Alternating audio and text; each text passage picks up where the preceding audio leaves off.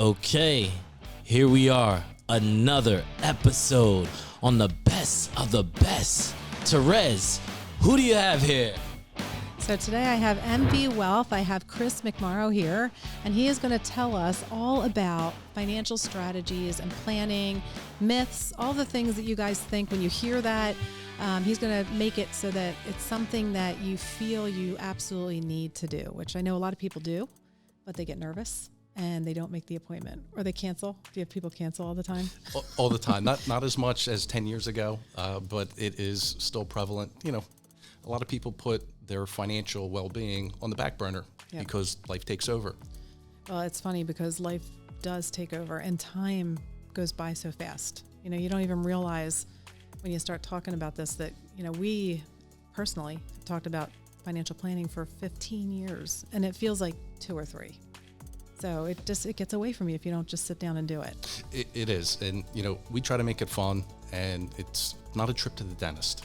We don't want that feeling that it's, I have to go get drilled by the dentist today, and you're anxiously sitting in the waiting room.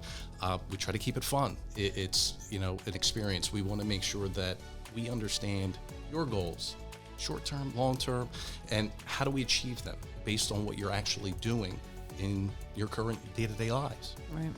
So let's back up a second and just tell everybody a little bit about what MV Wealth is, when you started, and kind of what your main things that you do there are. Sure. So I've been in this business for 2 decades now, and I came up under a gentleman that mentored me and really taught me about the work ethic that's involved in building a great business and how to treat clients and prospects and really understand how people make decisions and why they make decisions. And money is 90% psychological and 10% math. And the ability to get across to people on exactly what they want to do and hold them accountable for achieving their goals and setting savings targets and retirement strategies and things like that is the utmost important to us. And, you know, that's why I love this business, is because we're really helping people get to where they want to be and hopefully guiding them around some of the pitfalls that are out there in the media, in the paper, the newspaper, TikTok these days. It's becoming more prevalent that people are getting their financial advice on social media platforms, and people take it on face value. It's scary.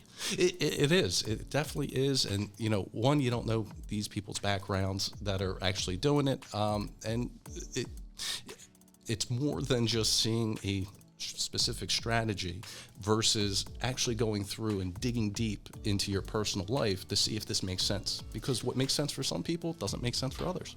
Well, I think part of that too is almost like our business. It's a very relational business. You need to get to know the person that you're dealing with, and you need to get to know them as their advisor to see what they really want. It's not just about coming in and having one meeting and all of a sudden it's laid out there for you. It's really, what are your hopes? What are your dreams? What is your future plans?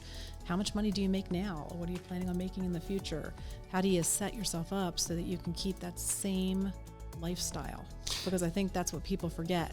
They get used to the lifestyle they have when they're earning, and then when they stop earning, they don't have enough money coming in to support it, and then their lifestyle has to change, which is not a fun conversation, right? It's not. And we see it all too often that people that start saving in their late 20s, early 30s that are making $60,000, $80,000 a year, they keep that same saving strategy even when they're making 6 figures, more than that. They have bonuses coming in.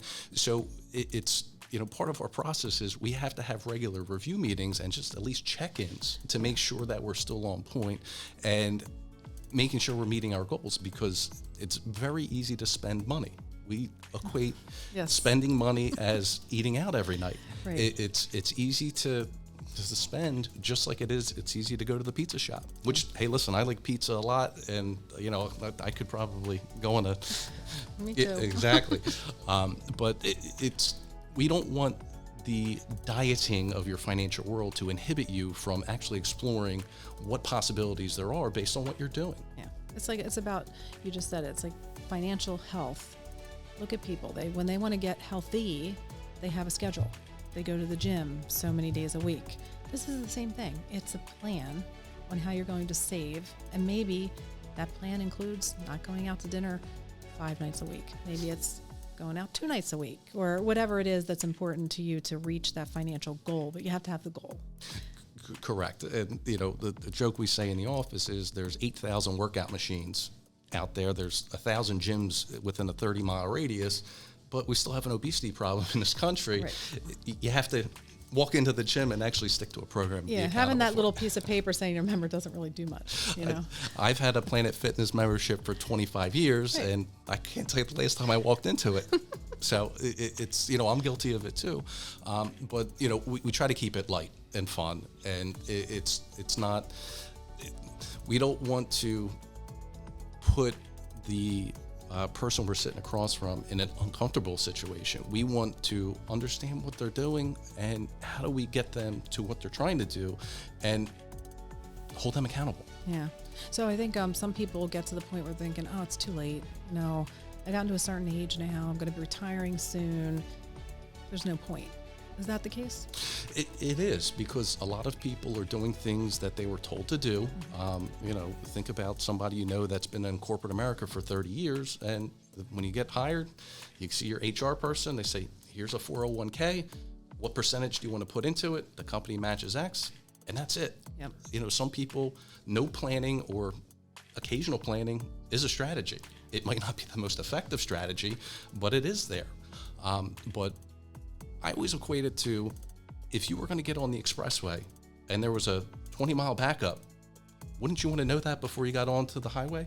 Yes. We're trying to divert you around the potential construction hazard, the accident, that people may be unwillingly and blindly going into, and having the insight of the knowledge that has been injected in my brain for the past 20 years, a lot of people don't understand how some of these strategies can be detrimental from 62 to 92. Well, I think too, you don't understand how easy it is to build wealth.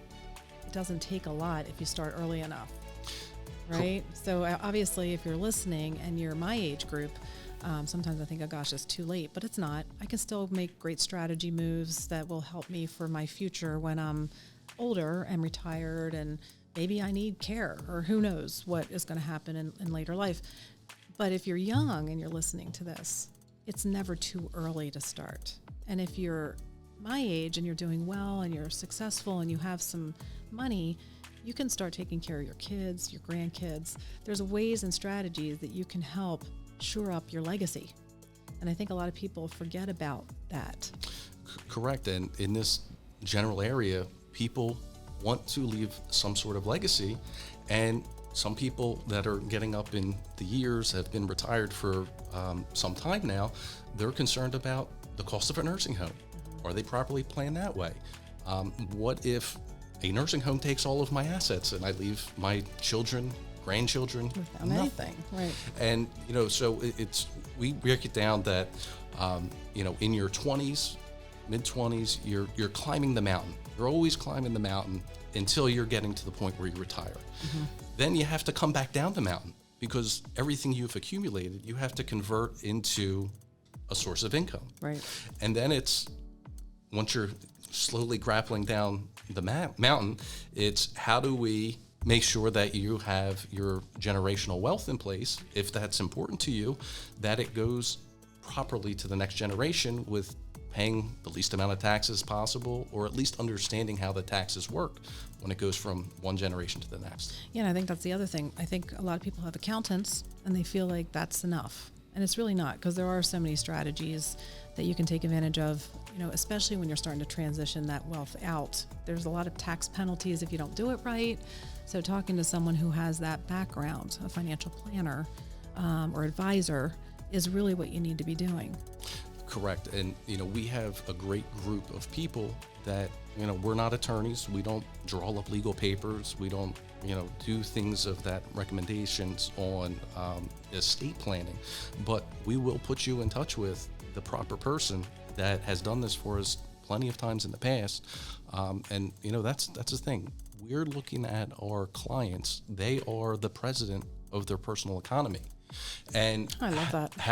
How do we build a cabinet around them where, we're the chief of staff. Mm-hmm.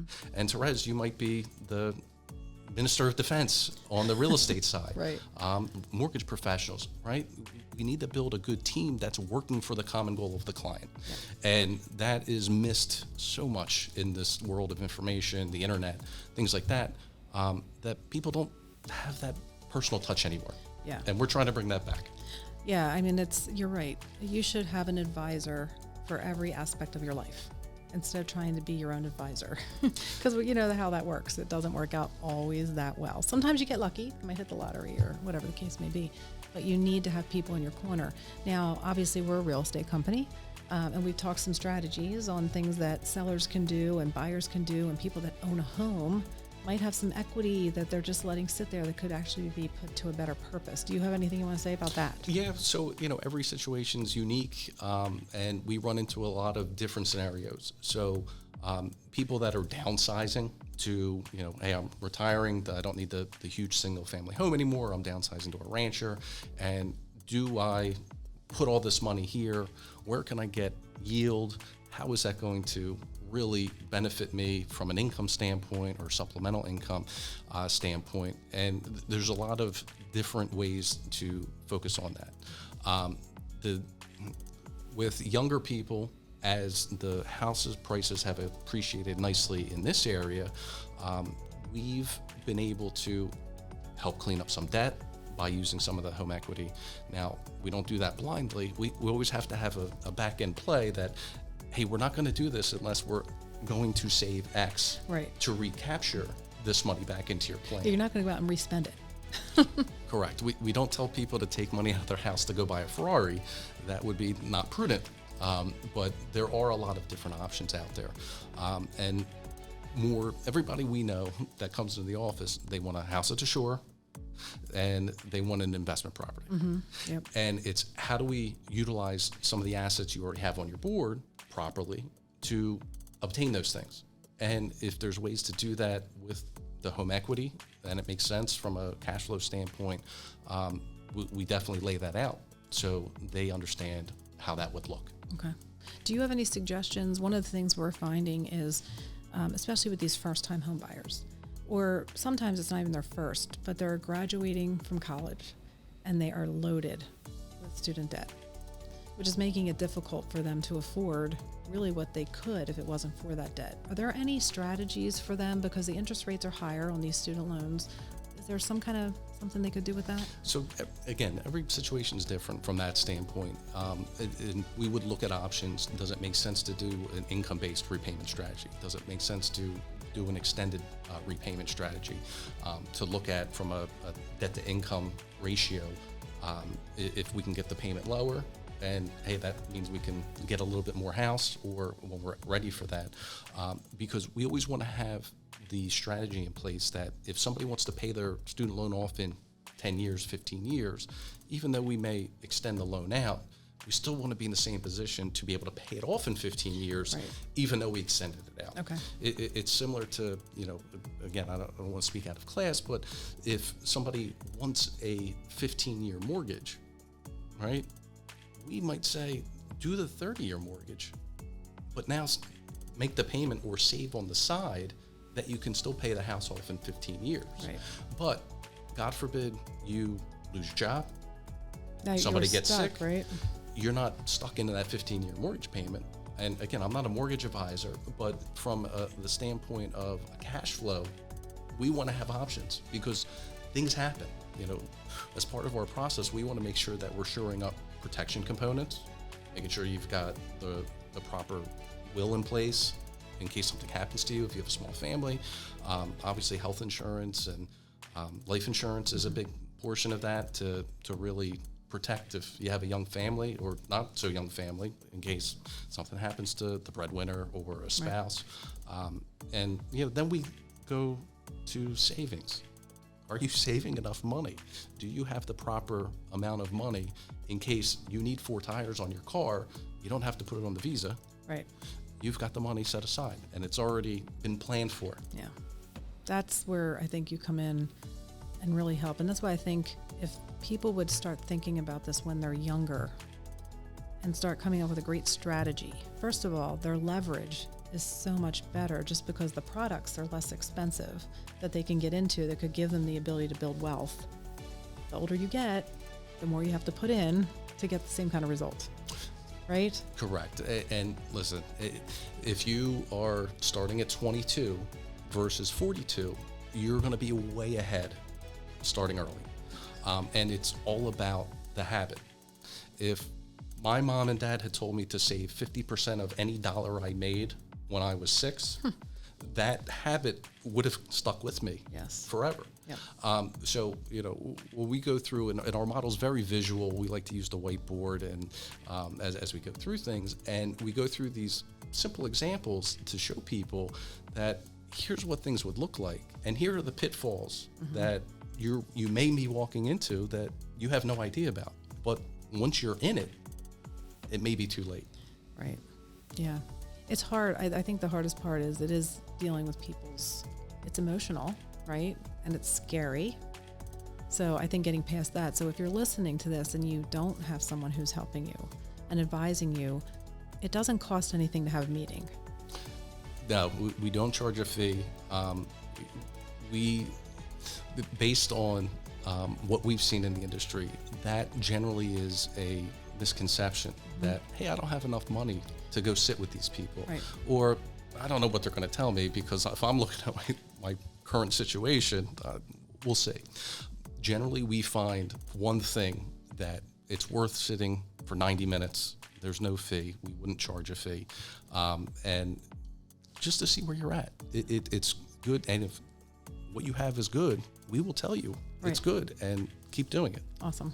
Yeah, I think that's something that people need to keep in mind. You get paid basically by helping people become successful at saving money or creating wealth or whatever it is. So there is really no reason not to make an appointment, to sit down and have a conversation and start thinking about your future. And I think that's what you all need to do. So you need to get off this podcast and make a phone call. The number's going to be on your screen, and get in there and talk to these guys. Thanks, Terese. You're welcome. Appreciate it.